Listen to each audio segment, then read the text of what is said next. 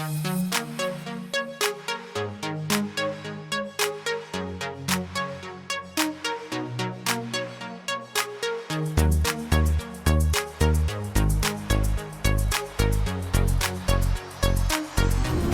continuación vamos a tener la tercera mesa de este congreso, que se llama Compras Públicas y Programas Alimentarios en Comedores Escolares, hacia la transformación de los programas alimentarios en Argentina.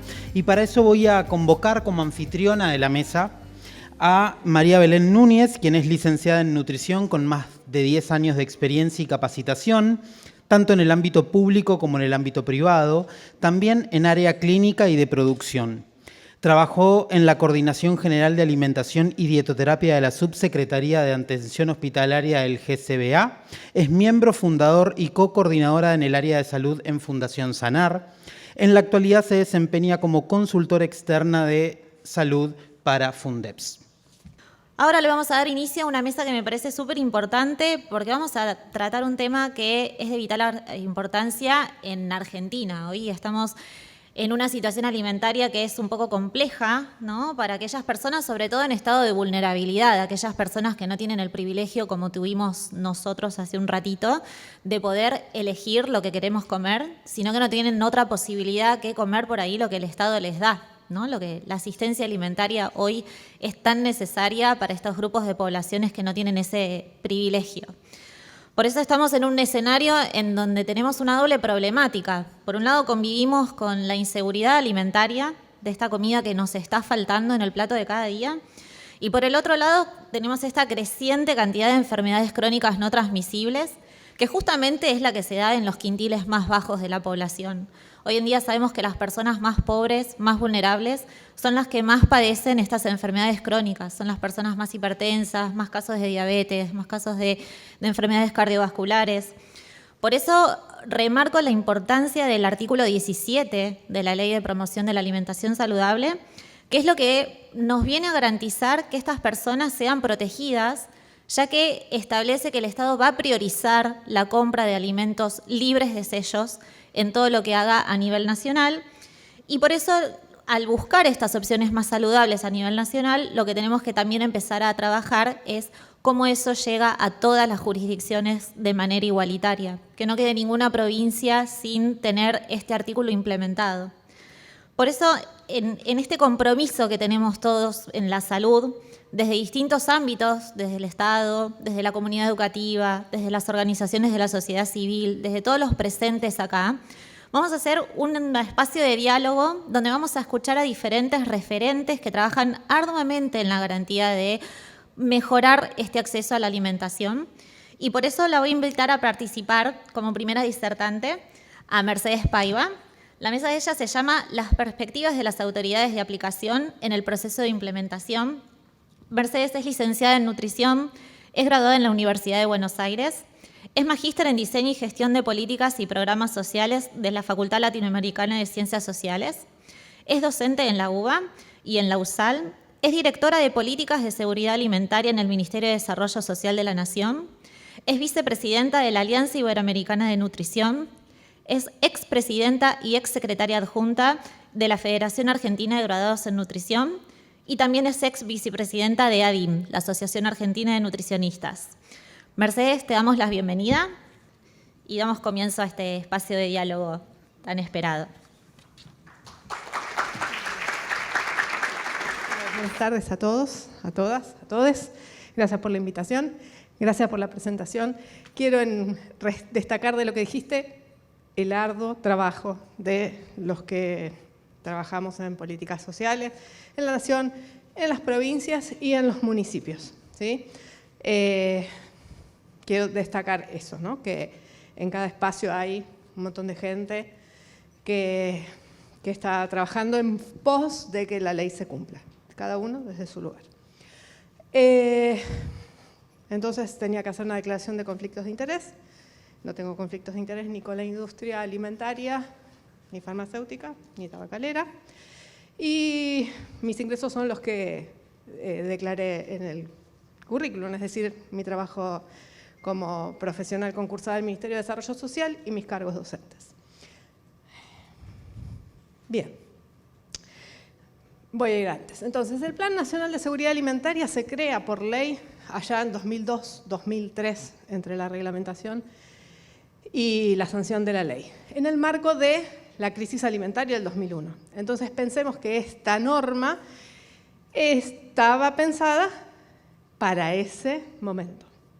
Pero es una norma lo suficientemente flexible como para que cada una de las situaciones que fuimos enfrentando sigan estando contenidas. De manera que fueron pasando los gobiernos y cada gobierno le agregó, le sacó, le modificó, le reglamentó la forma de hacer alguna de estas cosas.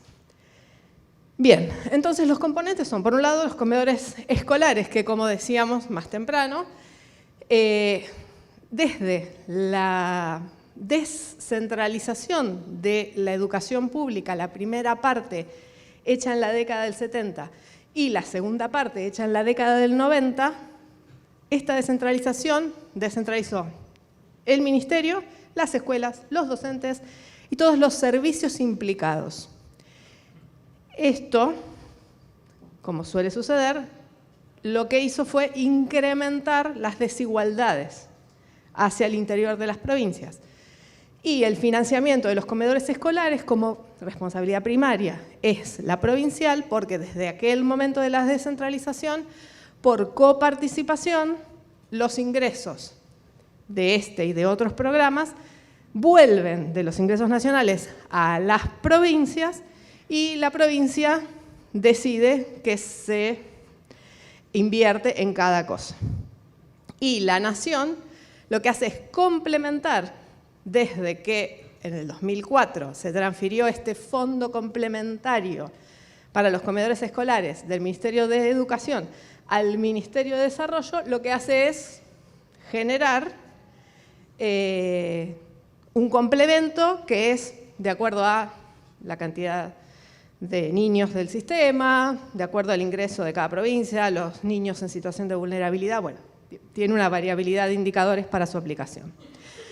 Por otro lado, el Ministerio también trabaja desde el Plan Nacional de Seguridad Alimentaria en el programa de celiaquía, que tomó la forma en esta última gestión de tarjetas alimentarias, de manera que las personas con diagnóstico de celiaquía y que se encuentren en situación de vulnerabilidad y no tengan obra social, si tienen el diagnóstico, la obra social los tiene que cubrir, y si no tienen obra social, pueden ingresar vía los municipios, vía las provincias, a esta tarjeta o a este monto que da la Nación a través de las provincias y que tiene un componente de educación bastante fuerte también y que se vio modificado también con la implementación de la ley en el mismo sentido. Después el programa Alimentar Saberes, que es un programa de educación alimentaria y que cae sobre todas las líneas que tiene el plan, comedores escolares, comedores comunitarios, todas las líneas, que generó estos materiales que están disponibles en la página del Ministerio. Los módulos alimentarios que en principio estaban puestos para situaciones de emergencia, pero que también llegan a las comunidades aborígenes y a los municipios. Estos módulos también se convenian como subsidios con la Nación y, a partir de la ley, tuvieron que ser reformulados. El equipo técnico del Ministerio de Desarrollo Social en marzo del 2020 hizo una primer puesta al día de los lineamientos para los comedores escolares, ¿sí? Requerimientos, limitaciones, distintas cuestiones, ¿sí? Nosotros los llamamos metas nutricionales, pero se llaman lineamientos técnicos para el desarrollo de proyectos del Ministerio de Desarrollo Social. Y entonces, también la ley entrar en rigor, hubo que modificar los alimentos permitidos para la compra en estos módulos, ¿sí? Entonces volvimos a hacer unas nuevas metas en febrero de este año a instancias de la entrada en rigor y que también cambia el tipo de alimentos que son elegibles para este tipo de abordaje.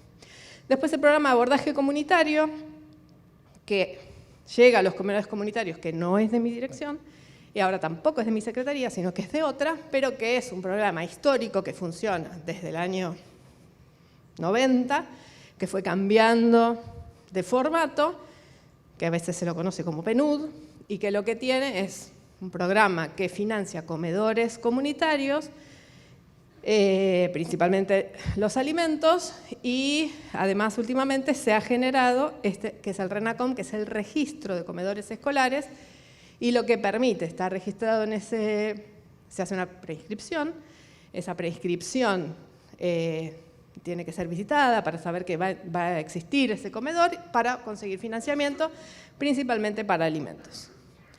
Bueno, desde la ley, entonces, decíamos, tenemos por lo menos 3 ejes que ya los discutimos: el etiquetado, la publicidad de patrocinio y los entornos.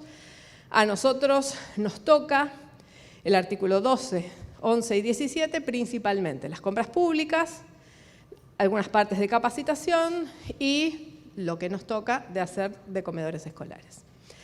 Entonces, lo que hicimos fue, además de sacar los nuevos lineamientos de las metas de comedores escolares, empezamos a trabajar ya desde el año pasado, desde agosto del año pasado, con nuestras contrapartes. Ustedes piensen que cada uno de los proyectos de alimentación escolar es un convenio entre la provincia, la contraparte que la provincia designe para el ejercicio de este programa, con el Ministerio de Desarrollo. O sea que la contraparte puede ser el Ministerio de Educación, puede ser el Ministerio de Desarrollo, puede ser una secretaría especialmente diseñada para eso, puede ser una unidad que dependa directamente de la gobernación y sus variantes, porque tenemos una que es el Ministerio de Economía, ¿sí?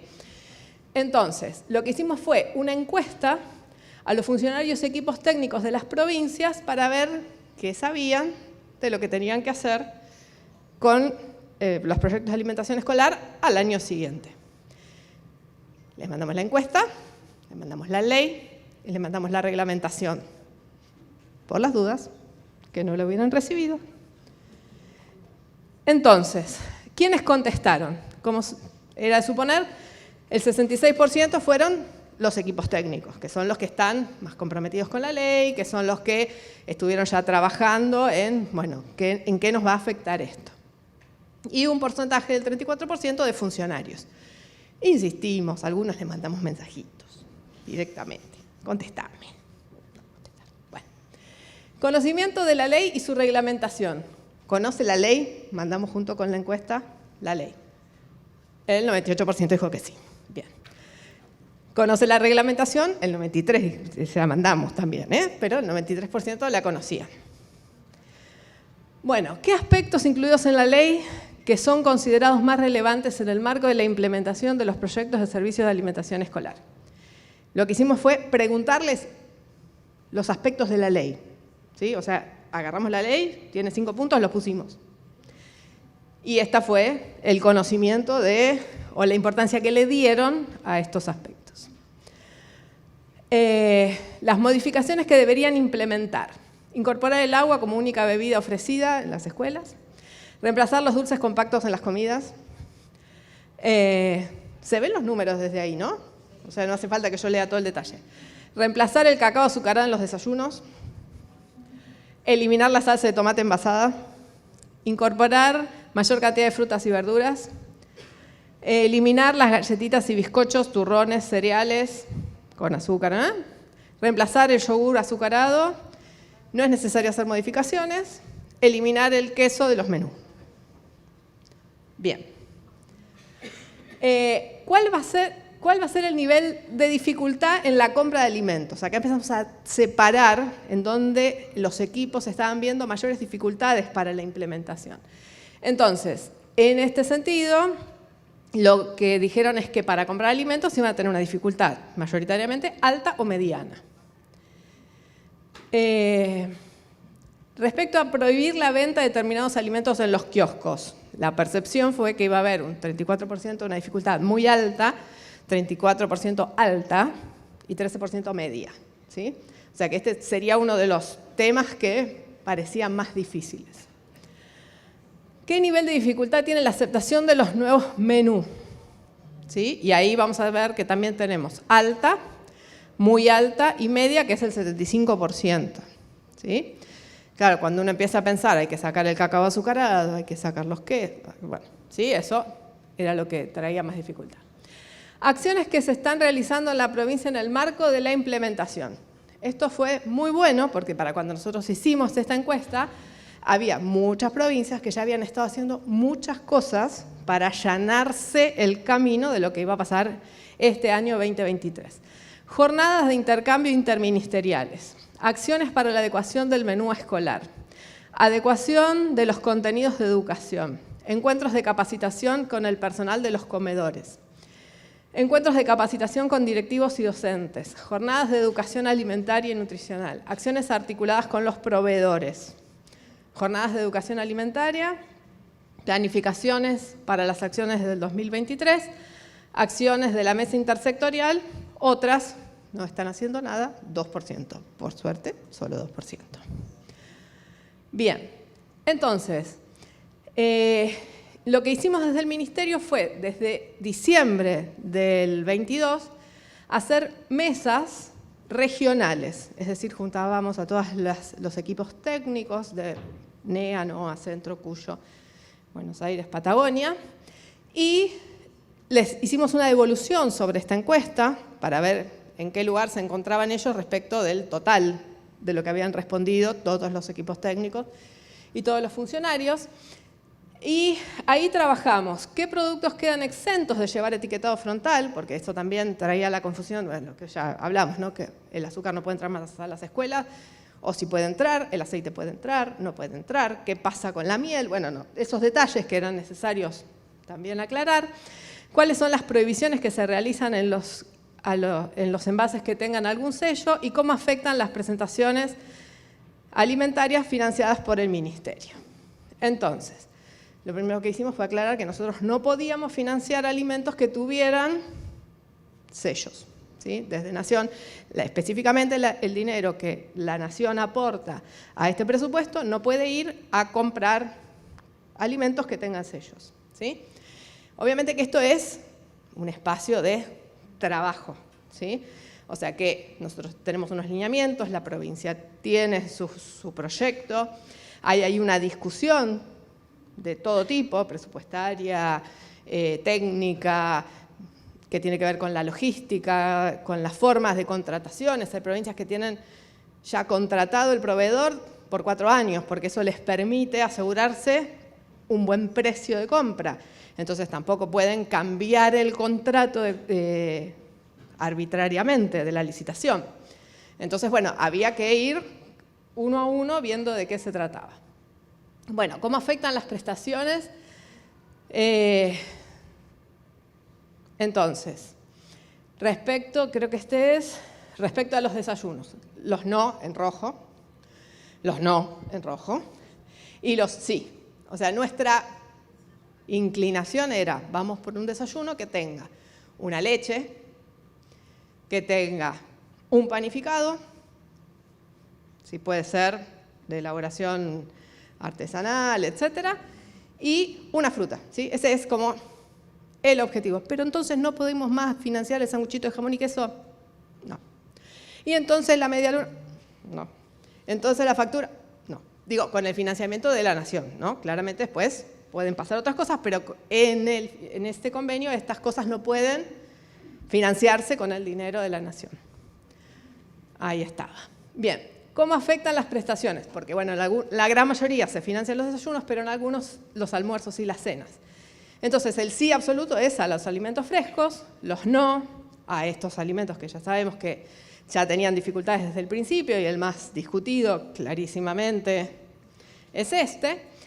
Y dependiendo de la marca, algunas cuestiones, ¿no? Entonces, también trabajamos sobre, en cada lugar, qué alimentos ya sabíamos que podían no tener ningún sello, cuáles tenían alguno, pero podía ser que reformularan, y quedaron estos amarillos, ¿sí? Como precaución, no verde, pero precaución para ver, la verdad que hicimos un trabajo muy interesante con algunos equipos técnicos en los que vimos uno por uno cuáles eran los proveedores que les entregaban qué cosas y junto con los ingenieros en alimentos y las nutricionistas viendo cuáles sí y cuáles no, con la composición que teníamos disponible en ese momento.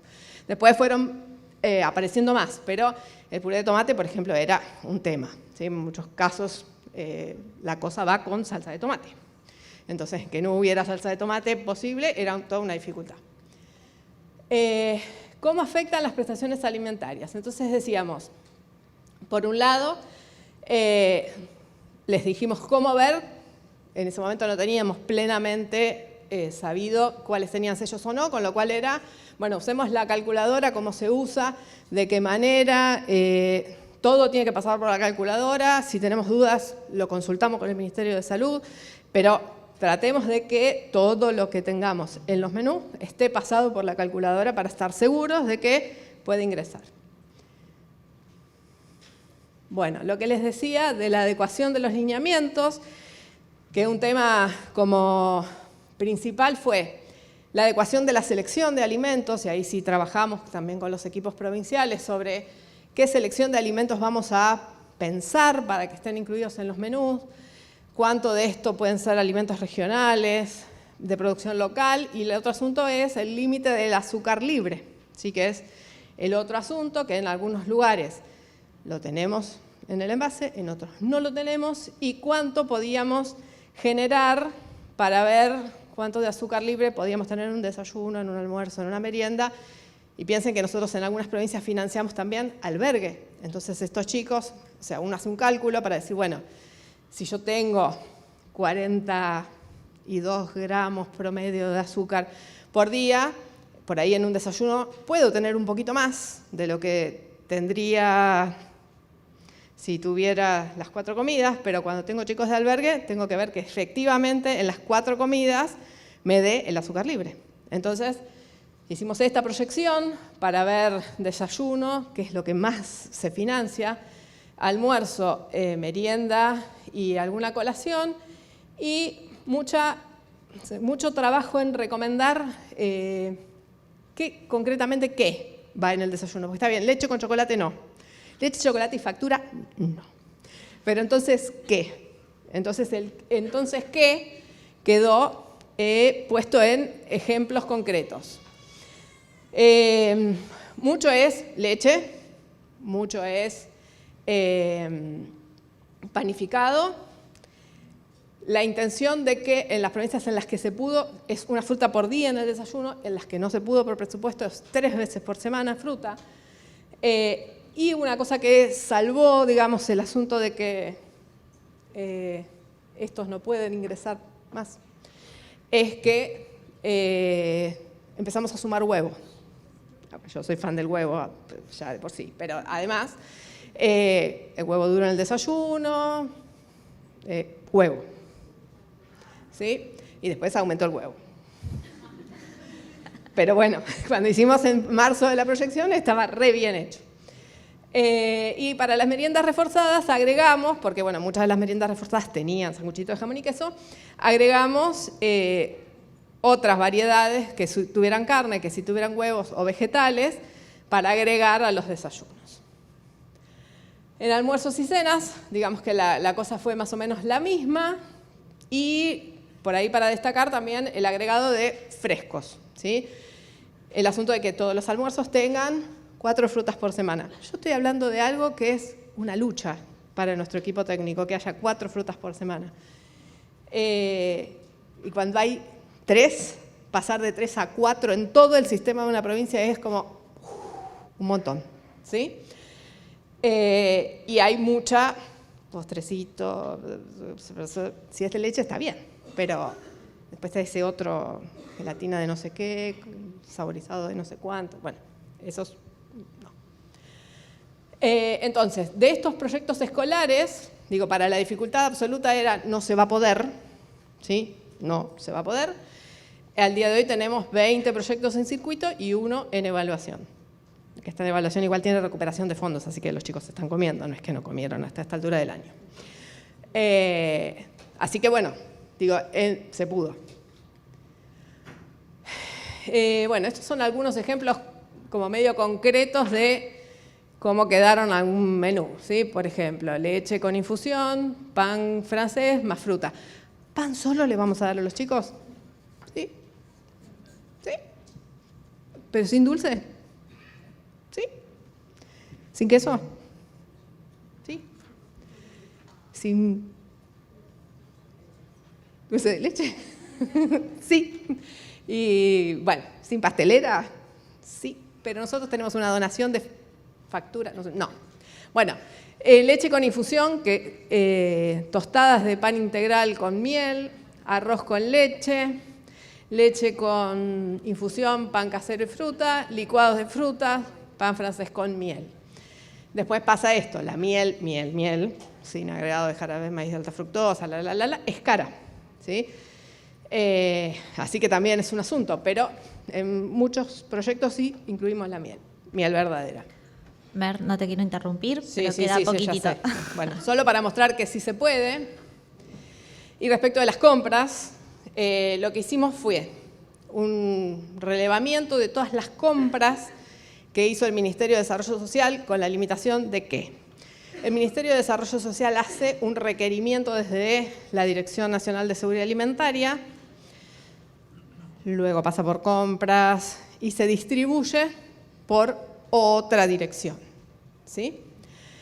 Entonces, al ingreso de esta gestión, había ya un requerimiento realizado el año anterior, porque vieron que las licitaciones llevan mucho tiempo. Entonces, no consideramos los requerimientos hechos antes. Igualmente, digamos, acá tenemos, los rojos son los que estarían fuera de la ley, los azules son los que estaban y están dentro de la ley. Entonces vemos desde noviembre del 2020 hasta abril del 2022 todos los requerimientos, ¿sí?, que incluían algunos rojitos, a saber, dulce compacto, alguna lata, dulce compacto y dulce compacto, de distintos grados. Y también había algunos pedidos de fruta en lata, que por cierto casi siempre quedaban desiertos, pero sí que los pedíamos. Y entonces a partir de agosto del 2022 nos hicieron más requerimientos de los rojitos, ¿sí?, o sea, de los que están por fuera de la ley. O sea que todas las licitaciones desde aquel momento hasta ahora ya no tienen requerimientos de alimentos que estén por fuera. Esto incluye que la licitación tenga una cláusula que dice que no se van a aceptar alimentos de este tipo que tengan o pudieran tener, utilizando la calculadora del ANMAT, por lo menos un sello de advertencia, ¿sí? Entonces, eso también lleva a la discusión con algunos proveedores, porque yo digo que mi alimento no tiene, porque todavía no lo tiene, pero si lo paso por la calculadora debería tener. Inclusive hay algunos que por ahí no se presentan a la licitación porque piensan que sí tienen que pasar por la calculadora, pero no. Entonces fue todo un asunto llegar al poder comprar alimentos sin sellos y por dentro de la ley, digamos. Bueno, solamente una reflexión final que tiene que ver con esta imagen, que por ahora no encontré una mejor, así que la vuelvo a usar. Supongo que lo están viendo, ¿sí? Es una imagen de un artista que se llama Louis Bolin y que lo que hace es poner en tensión el derecho al comercio con el derecho a la alimentación. Se llama el hombre invisible, en este caso el niño invisible o la niña invisible, no sabemos porque apenas sí se ve, pero bueno, es como las políticas públicas pueden, o no, estamos intentando de que no, invisibilizar los derechos de los niños. Porque nos están mirando, así que vamos a intentar ejecutar la ley lo mejor que podamos. Muchas gracias.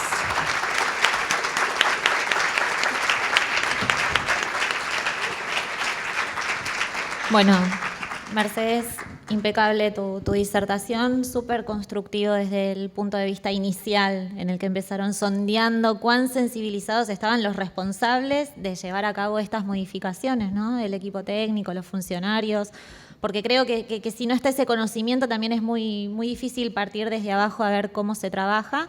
¿Y cómo fueron venciendo esos obstáculos y esos desafíos de las resistencias al momento de cambiar el desayuno con la galletita dulce, o que pudiesen entender realmente que ese cambio era necesario más allá de una ley que lo obliga, ¿no?, Así que me parece ejemplar toda esa precaución que tuvieron, aún con los sellos todavía sin implementar, que pudieran haber usado la calculadora para estimar cuáles iban a estar sellados efectivamente y que se haya avanzado tanto a nivel nacional, más allá de esa complejidad de lo que es la compra de alimentos, que sabemos que es muy distinta entre todas las provincias. Así que felicitaciones y gracias. Bueno, en esta complejidad les voy a dar la bienvenida a la próxima mesa. Se llama Compras Públicas de Alimentos para Entornos Escolares, barreras y facilitadores para la aplicación de la Ley de Promoción de la Alimentación Saludable.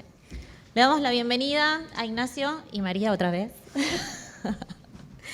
Ignacio Drake es licenciado en Sociología en la UBA, es magíster en Economía Política en Flaxo, es consultor externo de Fundeps, tiene gran experiencia en temas de salud pública, especialmente factores de riesgo de enfermedades no transmisibles, fue coordinador del programa de control de tabaco, tiene publicados varios artículos de salud pública en diversas revistas científicas. Bienvenido, Ignacio. Hola, ¿qué tal? ¿Cómo andan? Buenas tardes.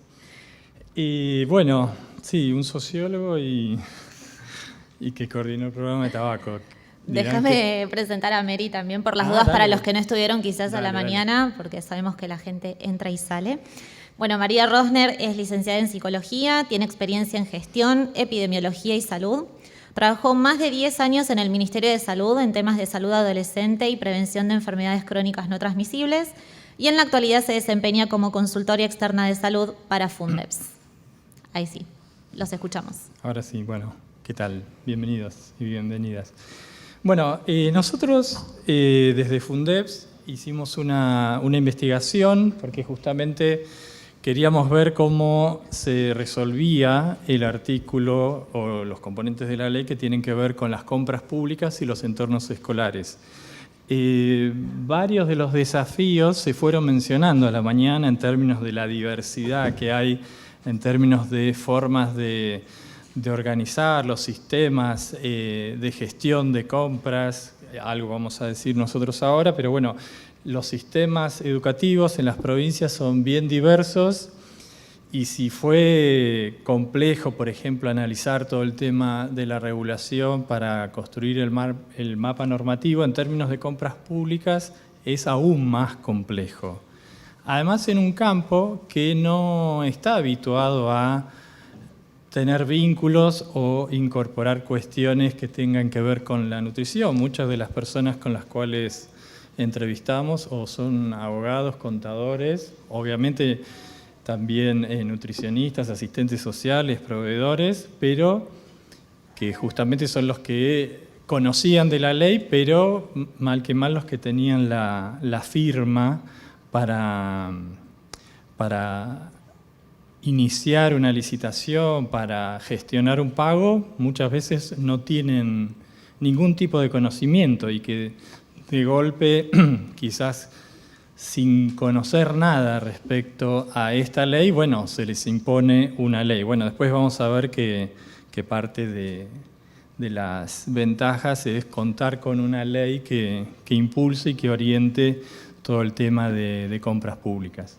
Bueno, en principio teníamos algunas preguntas de investigación que tienen que ver con cómo se está aplicando la Ley PAS en esto de las compras públicas, cuáles son los factores que facilitan la implementación, cuáles son los que la obstaculizan, y usamos una metodología cualitativa, hicimos entrevistas en profundidad. A Pedro no le hicimos entrevista. A distintos funcionarios, decisores, bueno, lo que mencionaba recién, en 5 provincias argentinas, que era Córdoba, Salta, Buenos Aires, Tucumán y Mendoza. Se hicieron las entrevistas de manera virtual, anónima, porque nos parecía que justamente para acceder a determinado tipo de información, asegurar la confidencialidad y poder hablar en términos, sí, no sé si más relajados y que no la persona que entrevistamos no estuviera expuesta el tema de manejar fondos. Sabemos que nada, tiene un peso político. Así que bueno, optamos por la opción y van a ver que en el informe no hay nombres. Y se hizo entre marzo y abril del 2023. Como decía, además de abordar las cuestiones de facilitadores y obstáculos, bueno, obviamente queríamos entender un poco en qué marco se iba a implementar esta ley en términos de las compras públicas. Es por eso que, de manera así contextual, igual varias cosas ya fuimos escuchando, cómo estaba organizado el sistema de gestión de compras, descripción del sistema alimentario provincial, los datos de cobertura, o sea, a qué cantidad de niños, niñas, adolescentes llegaban, el tipo y la cantidad de menúes, los productos que se licitaban, y también al final abordábamos el tema de recomendaciones, ¿no? Nada mejor que las personas que están en el terreno y son los que lidian en lo cotidiano con la implementación de leyes y toma de decisiones, desafíos, bueno, consideramos que eran los más indicados para aportar recomendaciones. En principio, como decía hace un ratito, ahí ya no llego a leer tanto, pertenencia de los programas alimentarios, bueno, dependen de distintas reparticiones. Bueno, Mercedes algo dijo, en su mayoría obviamente están vinculadas al área social en las provincias. La gestión de esos programas también es variable en función de las características propias que tiene el sistema de educación en las provincias, el tamaño, la organización, la capacidad de gestión, el nivel de descentralización. Por ejemplo, en provincias grandes, el tema a veces de las capitales con respecto a las escuelas del interior. Bueno, hay distintos sistemas de gestión del pago de las compras y la organización de las licitaciones. En todas las jurisdicciones cuentan con equipos de nutricionistas, que bueno, en parte fueron los que entrevistamos, y en todas las jurisdicciones reportan un 100% de cobertura en lo que es la prestación desayuno-merienda, que eso es como universal, y lo que hace a almuerzo sobre todo, reduce considerablemente. Lo que veíamos, bueno, ahí algo Mercedes también comentó, y antes en tema de las recomendaciones que se hacían desde los entornos saludables, en la prestación desayuno-merienda es la que lleva la mayor cantidad de productos con sellos de advertencia o leyendas precautorias. Para las autoridades es la prestación que más desafíos tiene, ¿no? Porque, por ejemplo, un director de escuela que tiene que tomar la decisión, bueno, alimentar o darle esta prestación a X cantidad de chicos que van a la escuela, chicos y chicas, reemplazar el juguito y alfajor es muy difícil. Además, bueno, justamente en otro tipo de reuniones que hemos tenido, muchas veces, bueno, está enfocado que la escuela es para, a veces, lengua, matemática, y está resolviendo cuestiones de alimentación, bueno, se va por lo fácil. Entonces, bueno, en este tipo de prestaciones es elevado la cantidad de productos ultraprocesados. Y justamente por eso es que representa también un desafío para encontrar alternativas, reemplazos, y en ese sentido, bueno, quizás lo vamos a decir un poco más adelante, pero bueno, parte de lo que en líneas generales es esta ley es el primer paso para que en un futuro, lo más cercano posible, haya alternativas y se incremente la oferta de alimentos saludables. Lo que decía, bueno, quizás en la prestación almuerzo, al tener insumos, depende si la organización de la provisión de este tipo de prestaciones que se haga en la misma escuela o a través de viandas que vienen de afuera, hay quizás una menor proporción de alimentos con sellos. Se usan, bueno, recién se mostraron algunos ingredientes básicos que son los que están leyendo ustedes ahí, y si bien varios de estos productos tienen sello, En algunos casos hay reemplazos, en otros no. En unos, o sea, están los clásicos, el queso es muy difícil de reemplazar, las conservas son muy difíciles de reemplazar. Ahora vamos a ver algunas de las barreras y Mary nos va a contar. ¿Querés pasar? Bueno, la idea de esta selección de barreras y facilitadores y recomendaciones es que esta investigación tuvo un objetivo que es ser de incidencia, es encontrar en qué aspectos desde la sociedad civil podemos contribuir a la implementación de la ley. Entonces, lo que nos decían los entrevistados es que todos coincidieron.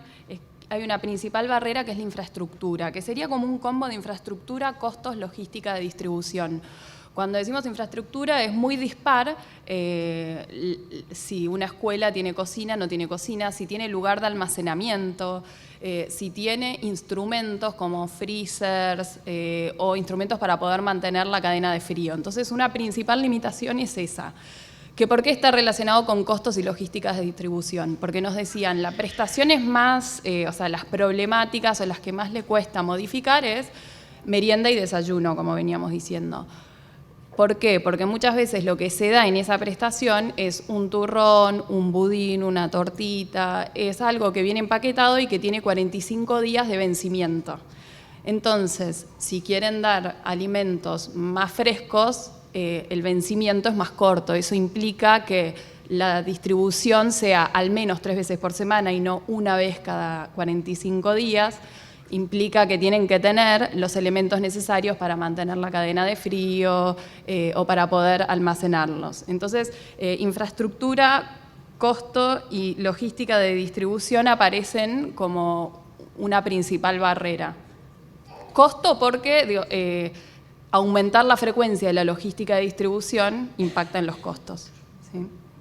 Después, la falta de recurso humano. La falta de recurso humano, bueno, es una falta bastante general, pero lo que nos decían es que falta gente capacitada para manipular alimentos, que sepa cómo cocinar, que sepa qué ofrecer, y que eso es una barrera. Entonces, las selecciones de el sándwich o menús que llevan poca o nula elaboración facilitan esa situación. Otra barrera es la alternativa de reemplazos. ¿Qué decían los entrevistados? Es que les falta información de cómo hacer para reemplazar por alimentos más saludables, que realmente encuentran, por ejemplo, en los requerimientos nutricionales, tanto de proteína como de calcio por día, necesitan formarse en cuáles serían alternativas de reemplazo saludables que cumplan con esos requisitos. Sobre todo, acá nosotros por ahí no pusimos excepciones, pero bueno, hay determinadas provincias que tienen realidades complejas, como ser Salta, que tienen localidades en donde realmente por ahí sacar el queso es la única fuente de proteína. Entonces, hay situaciones que configuran contextos específicos, ¿no? Bueno, entonces, en esto nos decían que hay muchos productos que ellos definen como problemáticos. En la definición de problemáticos hay varias razones, metimos en esa bolsa, que es porque son utilizados frecuentemente, porque contribuyen justamente a cubrir el consumo diario de algún nutriente, y porque tienen gran adherencia por parte de los alumnos, alumnas y sus familias, ¿no? Así que bueno, esa es una barrera. Otra barrera que viene de ahí es el acostumbramiento a los hábitos de consumo de niños, niñas, adolescentes. Modificar, por ejemplo, el cacao, que esto salió, se ve que estás trabajando en eso, pues todos los entrevistados hablaban del cacao, de que están haciendo pruebas piloto para reducir el azúcar, del queso, digamos, nos mencionaron las mismas cosas que dijiste. les lleva mucho. Ellos lo que dicen es, en algunas provincias tienen la posibilidad, por el monto que implica la licitación y lo que contratan, de hacer pruebas piloto en donde se va reduciendo el azúcar en el cacao y entonces van viendo si los chicos tienen adherencia o no. El gran problema en esto es que si uno cambia de una la licitación en la provincia, esto es lo que nos transmiten, ¿no? Yo estoy hablando como si fuesen las personas que entrevistamos. Es que evitar desperdicios, pues muchas veces le ha pasado de comprar orejones de alguna fruta disecada nadie lo come y todo eso se pierde. Entonces lo que nos hablaban es de este tiempo que se necesita para trabajar con toda la comunidad educativa. Otra barrera es la información nutricional con la que cuentan las personas responsables de decidir la compra pública, que es esto que nos daban ejemplos de que muchas veces el programa que hace la compra está en educación, le manda los menús a otra área de gobierno que le devuelve disminuir costo, disminuir costo, disminuir costo. Entonces, el menú se hizo desde un área de nutrición, pero después lo vio alguien que está mirando números y dijo, esto no, esto no, esto no. ¿Qué más? Disponibilidad de productos frescos. En algunas localidades puntuales es difícil acceder a productos frescos, entonces muchas de la oferta es enlatada, ¿sí? Y algunos facilitadores, vamos a los facilitadores. El gran facilitador que identifican es el cuestionar qué es lo que se come, empezar a cuestionar lo que se come, porque lo que dicen es, nos falta información de el consenso de qué es una alimentación saludable. Entonces, el empezar a cuestionar lo ven como algo muy positivo.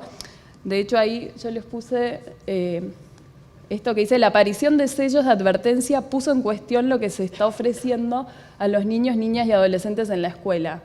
Entonces, esto de poder empezar a decir, bueno, ¿qué es una alimentación saludable?, ¿no? Y empezar a pensar que toda la comunidad educativa es parte del proceso, ¿no? Porque tener un sello y por ahí para un mapadre o para un docente decir, bueno, está bueno, ¿no? Empezar a cuestionar desde un lugar gráfico también qué es lo que se está ofreciendo. Y lo otro que salió, así también que todos lo dijeron, es, tienen un instrumento legal. Ahora hay una ley con la que se puede, por ejemplo, desde educación o desarrollo social, cuando se arman las licitaciones, pueden ir a hablar con los proveedores y decir, bueno, yo ya necesito que se dé agua, no se puede dar bebida azucarada, no se puede ingresar el cacao, hay que disminuirle el azúcar sí o sí, y que eso está sirviendo porque ya se está, ahora vamos a ver en los facilitadores. ¿Me faltó alguna? ¿No? Vamos. Bueno, facilitadores. Ya estaba en facilitador. Sí, ya está. Sí. Bueno, la posibilidad de cuestionar de que existe un instrumento legal, está bien. Esto de la posibilidad de negociar, lo que las provincias están viendo que las empresas, para no perderse las licitaciones provinciales, lo que están haciendo es, algunas ya están haciendo pruebas piloto y modificando sus productos. Y están buscando alternativas, o sea, hay diferentes situaciones. Están los mayoristas a los que les compran que ya están negociando con las empresas productoras, ¿sí? Entonces ya se está dando como una cadena en donde está habiendo modificaciones. Eso lo veían como claramente como un facilitador. También están buscando alternativas de reemplazo. Muchas provincias nos contaban esto que decías, Mercedes, de que están haciendo, hicieron, por ejemplo, desde el nivel de gestión central de la provincia, recetas de pan de leche, de budines sin sellos, y que lo mandaron a panaderías locales para probar a ver si tenía adherencia el sabor, si a los chicos les gustaba. Eso lo vimos en varias provincias. Entonces, lo que podemos decir es que las personas entrevistadas identifican que a partir de la ley se comenzaron a buscar alternativas de reemplazo saludables, accesibles en cuanto a disponibilidad y costo y aceptados por los y las alumnas. Y también se comienza a identificar que hay empresas y proveedores que están trabajando en procesos de reformulación de productos. Después otra cosa que nos decían es que en los lugares donde esto de la infraestructura quedó tanto como una barrera como un facilitador, pero en los lugares donde hay cocina y donde cuentan con los instrumentos, lo que nos decían es que el almuerzo, casi toda la materia prima no lleva sellos, entonces que la infraestructura es en donde hay se asegura una buena calidad de comida. Y después la decisión y voluntad política en el sentido en que estar capacitados los funcionarios que sabían algo de la ley o los programas de educación que tenían capacidad de llegar a las personas que tomaban decisiones, lo que pudieron ver es que se mejora, cuando uno se explica el problema y se entiende, se mejora la calidad y se busca voluntad. Por ejemplo, una provincia nos contaba que para poder agregar 2 o 3 veces por semana fruta, el aumento del costo de logística lo toma Hacienda, que es otra área que va por otro camino, pero bueno, entendiendo el problema se buscó cómo resolver. Y lo otro que nos decían es que también estaban trabajando en, por ejemplo, estos productos que se compran, como el turrón, va a una gran empresa productora de turrón, ¿no? De turrones. En cambio, si se trabaja con proveedores locales, la plata queda dentro de la provincia. Entonces, eventualmente, eso lo estaban viendo como una herramienta para poder hablar y poder conseguir voluntad política para hacer esas modificaciones. Y vamos a recomendaciones. Vamos a intentar ser sintéticos. Me parece que esta parte está muy buena porque intentamos hacer cuestiones muy concretas de qué identifican las personas que entrevistamos, que se necesita capacitaciones a funcionarios y a personas que toman decisiones políticas, se necesita capacitaciones acerca de posibles reemplazos a los productos con sellos que tengan en cuenta los requerimientos nutricionales y los productos elaborados regionalmente. Realizar capacitaciones en conservación de alimentos frescos. Esto nos decían que lo ven como una herramienta en lugares donde por ahí no pueden tener heladeras o freezers. Una herramienta muy útil. Otra recomendación es ofrecer desde el Poder Ejecutivo Nacional lineamientos con alternativas para incrementar la oferta de productos saludables dentro del entorno escolar.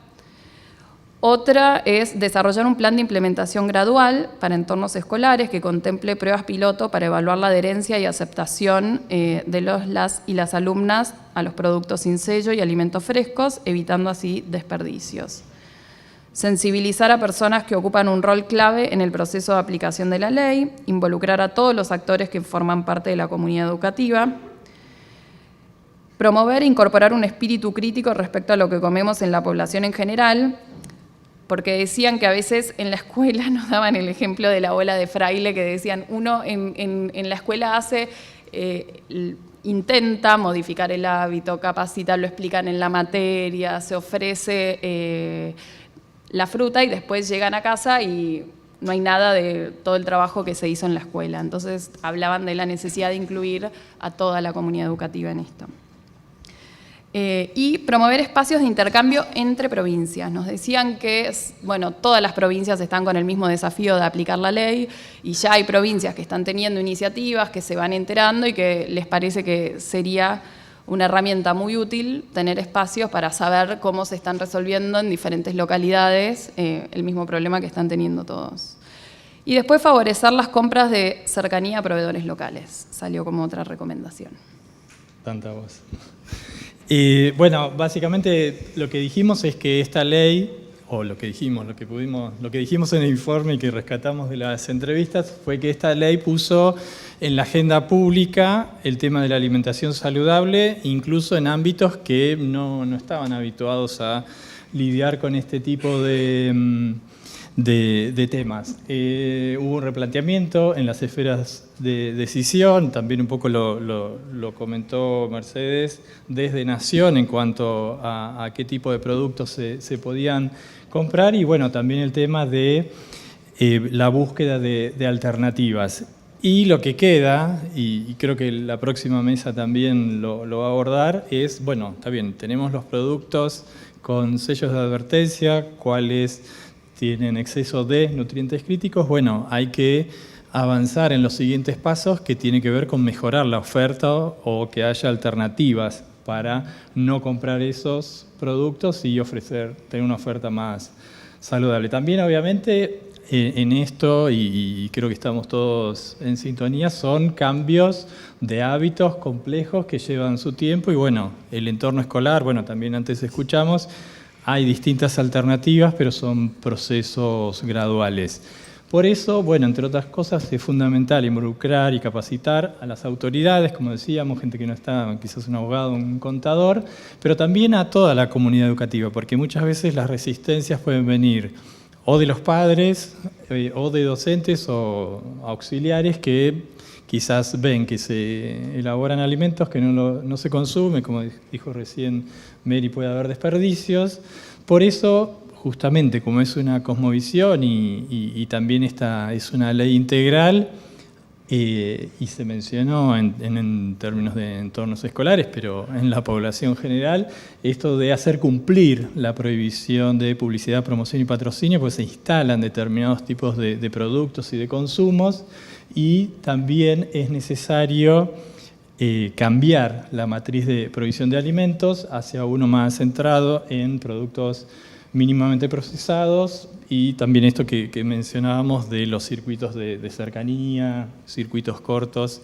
Así que bueno, nos pasamos unos minutos, perdón Maga, pero acá estamos. No hay problema, muchísimas gracias.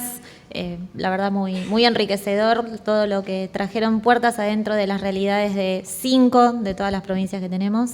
Así que los felicito por el informe. Y ahora vamos a tener unos poquitos minutitos para hacer algunas preguntas, si quieren a Mercedes del Ministerio de Desarrollo o a Ignacio y a Mary con su informe. Allá Cristian Cofré, me parece que quiere preguntar algo. Muchas gracias y felicitaciones por las presentaciones de ambas, de los tres, las y los. No, bueno, no sé.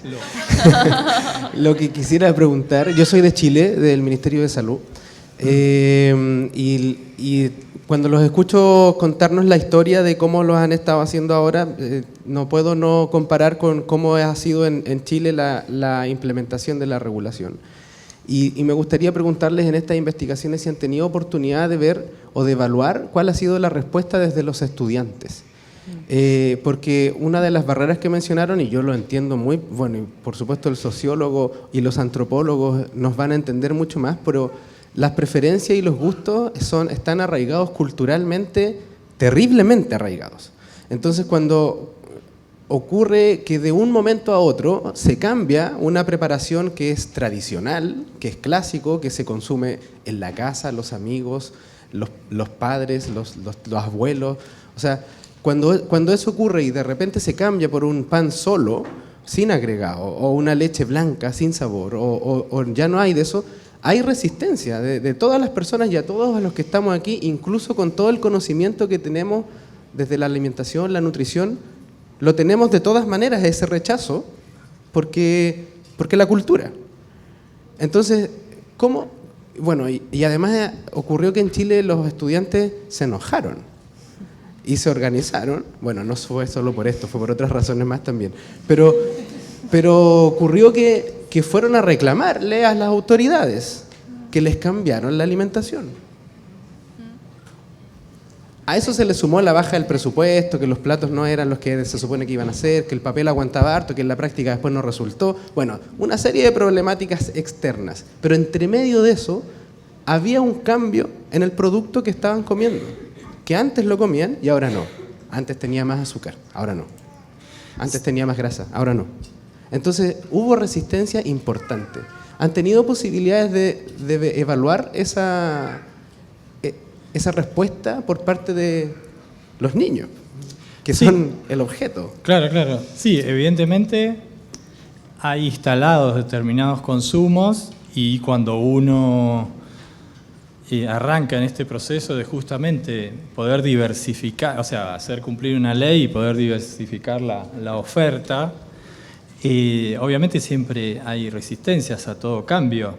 Igualmente esto es como una película y también lo fueron mencionando los distintos entrevistados, ya sea desde una cuestión, digo, por ejemplo es un año de campaña, muchas elecciones en las provincias, y si un político ve que recibe quejas porque de una escuela se cuestionan lo que se está ofreciendo, obviamente nadie quiere quedar expuesto a ese tipo de planteos y en un momento, bueno, nada, Argentina con todos sus problemas de desigualdad, pobreza y de problemas de acceso a los alimentos de todo tipo, pero igual yo no creo que sea cultural ni tradición ni nada, porque justamente la industria gasta millones de pesos para instalar determinados consumos y justamente la escuela es un buen ámbito para ofrecer alternativas, pero también por eso decíamos de hacer cumplir los otros capítulos que tiene la ley, que bueno, obviamente etiquetado es lo más conocido, pero bueno, todos los aspectos que tienen que ver con la publicidad, promoción y patrocinio. Es un proceso, es una película que lleva su tiempo, pero obviamente no es imposible y hoy por hoy estamos consumiendo determinados productos que quizás hace 10 años no estaban, o sea que en ese sentido es dinámico y bueno, como buen sociólogo, se educa, se cambia, se transforma, hay cosas que hoy se normalizan, que quizás hace 20 años no, entonces bueno, o al revés, así que obviamente optimista que aplicando e involucrando a los distintos actores más que posible este tipo de cambios, no sé, mis compañeras. Déjame agregar, Nacho, una cosita de que estamos en una etapa de transición, ¿no? Como que nunca ningún cambio es de 0 a 100.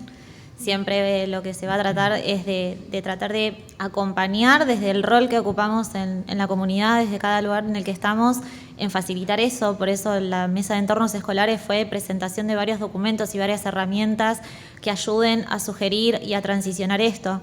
Si hoy estábamos consumiendo o dándole a los chicos más que nada leche con cacao hiperdulce, no pasar a una leche blanca, sino empezar a endulzar menos, alternarlo con cacao sin azúcar, ¿no? Como buscar alternativas que sean más fáciles de implementar, más aceptadas y en el mientras tanto aprovechar que tenemos una sociedad bastante sensibilizada en la importancia de estos cambios, pero que obviamente van a llevar su tiempo y no van a ser de la noche a la mañana como nosotros quisiéramos, pero para eso estamos acá, para ayudar en esa transición paulatina.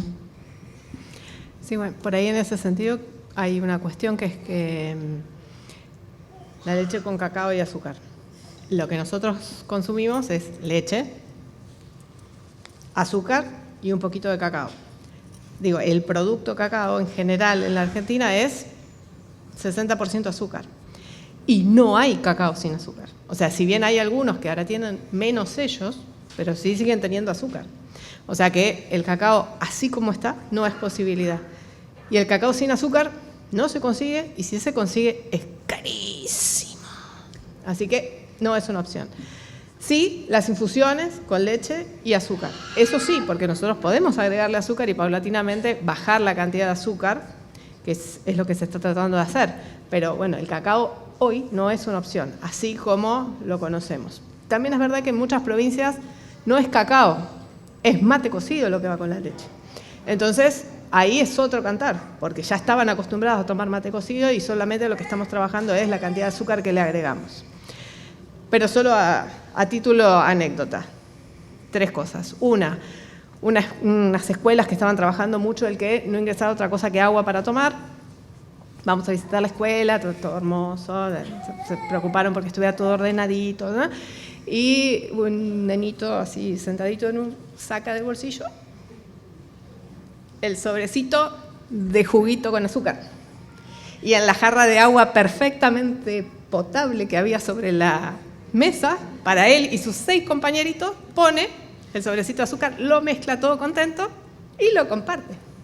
Sí, o sea que nadie les ofreció, pero ellos le pusieron azúcar. Lo mismo nos pasó con el paté. El paté en algunas provincias es como el asunto, ¿sí? Nosotros sacamos el paté de todo lo de los módulos, de las comidas, de los comedores escolares, de los comedores comunitarios. Y llegué a una localidad del norte, en Formosa, y se vienen los caciques, ¿no? Que querían hablar, que no estaban de acuerdo con lo que estaba pasando, todo un planteo, y yo pensé que me iban a pedir no sé, todo lo que podían pedir. No sé, más comida, agua potable, lo que se les ocurra. Y el problema era que habían sacado las 2 latitas de paté, que no estaba más el paté. Había un esfuerzo de la provincia para que hubiera 2 litros de aceite, bueno, una serie de alimentos en el módulo, y sin embargo el problema era que el paté no estaba. O sea que culturalmente era muy importante el paté y nosotros no podíamos pagarlo. O sea, hubo que explicar, ni nosotros ni la provincia puede pagar este alimento. No lo podemos pagar más, no podemos, simplemente no podemos. Y fue todo un asunto. Y finalmente una última anécdota del pancito. En unas localidades empezaron a hacer, en unas panaderías, un pancito de pan integral, amasado, casero, vamos a decir, estandarizado. Y le engancharon con un marketing. El desayuno que va la leche con el pancito, la leche con el pancito. Y todas las demás localidades estaban muy sorprendidas de que los pibes están comiendo pan integral, sí, solo, sí, y les gusta, sí, y lo comen, sí. O sea que encontraron en esa localidad la forma de que consuman pan integral, que se lo compren a la panadería local, que lo hagan ahí mismo porque no lo podían hacer en la escuela, pero sí en la panadería de la vuelta. O sea que con cierto trabajo a nivel territorial, marketing, no sé lo que hicieron, pero se comen el pancito. Digo, que en otros lugares muy difícil. Así que bueno, eso, como ver que también tiene que ver cómo se acompaña ese cambio desde la escuela, desde la dirección, desde los docentes, desde todas las instancias. Sí, una cosa que nos decían en la investigación, que a veces es más dificultoso los adultos que los niños y adolescentes, pues como va con... Por supuesto que les puede no gustar y el sabor no entretener tanto como el azúcar, pero que como va acompañado de toda la capacitación, como está incluido, hay ejercicios, está incluido en los contenidos curriculares, hay un cierto... Empezó esto del cuestionamiento. Entonces lo que trabajábamos en ese momento es esto de que el cambio tiene que ser constante, ¿no? Tiene que ser constante, sostenido en el tiempo, variable, y bueno, los cambios van a llegar. ¿Qué tal? Buenas tardes. Lo que es complicado es ver que en muchas provincias los chicos tienen hambre. Entonces, donde realmente poder darles o no, porque la leche sola no les gusta, el mate cocido lo consumen, pero con azúcar. Si no, la verdad es que a lo mejor prefieren, antes que tomar la leche sola, no tomarla.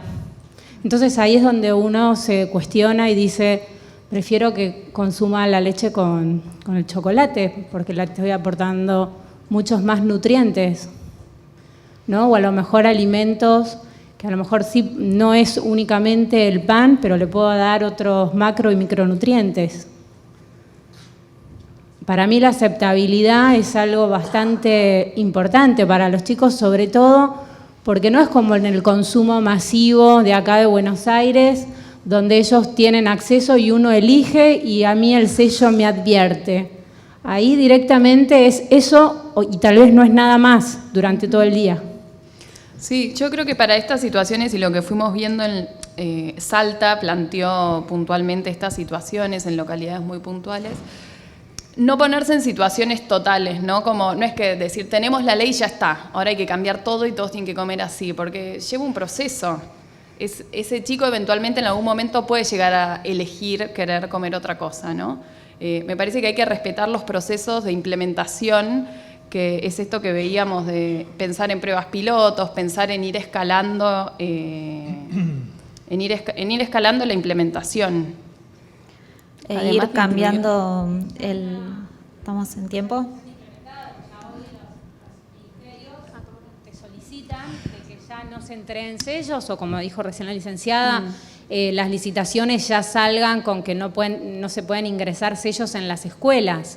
Entonces hay algunos productos donde a lo mejor es preferible que ese tipo de productos se pueda consumir antes que eliminárselos de la dieta. Porque hoy no está siendo gradual, o sea, ya está implementado. Sí, dependiendo de dónde. Sí, convengamos que los productos ultraprocesados no son necesarios para la vida y tenemos que cambiar el concepto de si comer es meramente llenar una panza o nutrirnos y todo lo que implica el acto de comer y alimentar a las poblaciones más vulnerables.